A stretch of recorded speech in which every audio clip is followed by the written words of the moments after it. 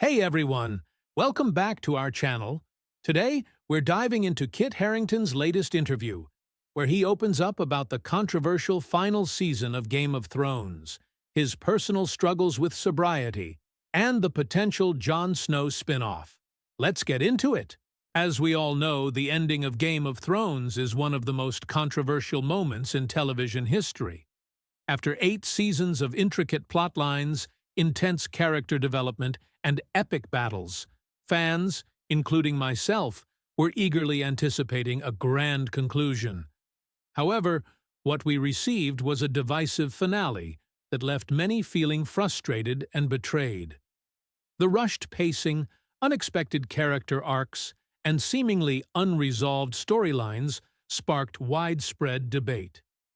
For a few, it was a fitting end to a complex saga, but for many others, it felt like a disappointing conclusion to a beloved series. Even now, 5 years later, I still find myself mad about the ending.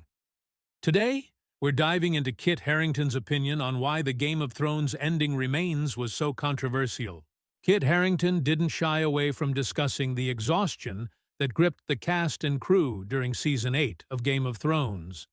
In his GQ interview, Kit talked about how this fatigue may have contributed to the controversial finale. He says, and I quote, "I think if there was any fault with the end of Thrones, is that we were all so tired, we couldn't have gone on longer, and so I understand some people thought it was rushed, and I might agree with them. But I'm not sure there was any alternative.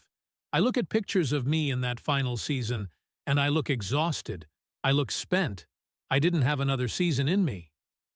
And the backlash to the final episode specifically? Everyone is entitled to their opinion. I think there were mistakes made, story-wise, towards the end maybe. I think there were some interesting choices that didn't quite work. The pressure was immense, and as Kit reflected, he now understands why fans were disappointed. He admits that the criticisms, while harsh, had some validity, especially considering how beloved the series was. I might be wrong here, but I think one of the worst creative choices Kit is referring to might be the final showdown with the Night King.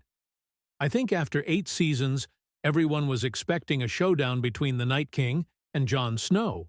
This ending even affects House of the Dragon, especially considering how big the prophecy of the princess or prince that was promised is, since the Night King wasn't defeated neither by Jon Snow or Daenerys Targaryen. Speaking of House of the Dragon, Kit also mentioned he can't watch the new show. I just can't watch it. I think for me, it's just, I spent too long there. And I wish them all the best, and I hope, and I hear it's wonderful and going really well. But I don't think I'll ever watch that show, and I don't think I'll watch Game of Thrones again for very many years. Kit also finally spoke about the spin-off series Snow and why they didn't move forward with it. In the GQ interview, Kit expressed his hesitation with the show. "I don't really want to say," says Harington, "because it starts a whole thing. Even now, the Thrones fandom can be vociferous. What I can tell you is, it was HBO that came to me and said, 'Would you consider this?' My first reaction was no, and then I thought there could be an interesting and important story about the soldier after the war. I felt that there might be something left to say, and a story left to tell in a pretty limited way. We spent a couple of years back and forth developing it, and it just didn't. Nothing got us excited enough.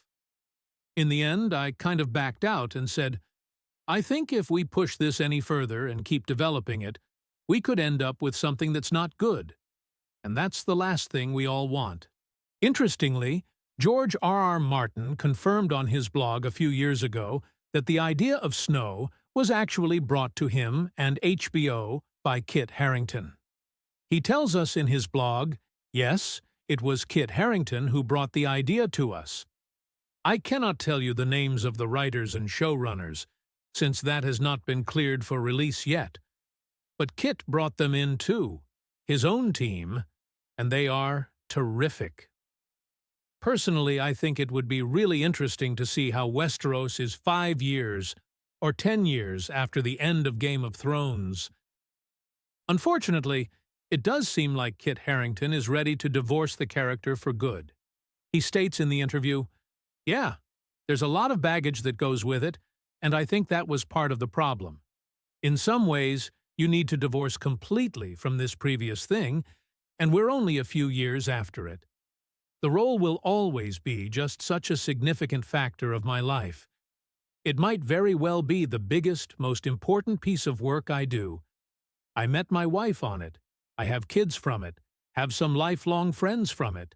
I'm recognized in the street because of it. But it was also working against what I'm trying to do, which is separate myself from the show. By still being with it, it would be very hard to ask people to see you as something else. And it's kind of essential to do my job for people to come and see me and not see Jon Snow." Kit Harington's reflections on the final season, his personal growth, and the Snow spin-off give us a deeper understanding of the man behind Jon Snow. What do you think about his revelations? Share your thoughts in the comments. Don't forget to like this video, subscribe for more content, and check out our other videos about Game of Thrones.